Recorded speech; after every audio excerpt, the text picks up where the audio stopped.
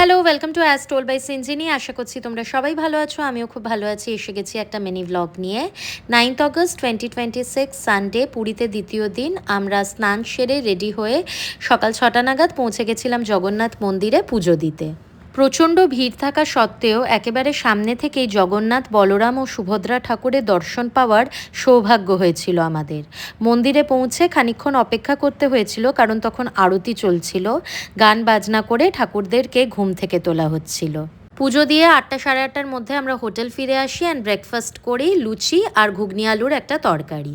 মা, বাবি আর মাম্মাম হোটেলেই রেস্ট করছিল, বাট আমি আর শফিক বেশ অনেকটা টাইমের জন্য চলে গিয়েছিলাম বিচে।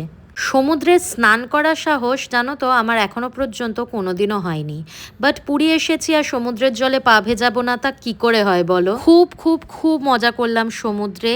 সঙ্গে চলছিল রিলস বানানো আর ফটোজ তোলা। তারপর আমি আর শফিক দুজনে দুটো ডাবও খেলাম।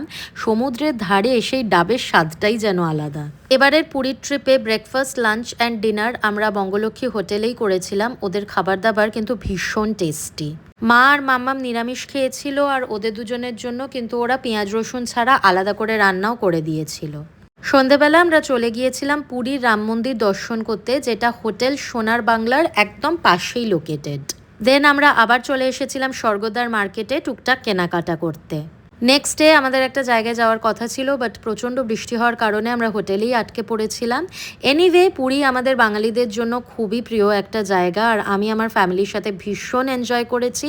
ভিডিওটা ভালো লাগলে লাইক অ্যান্ড সাবস্ক্রাইব।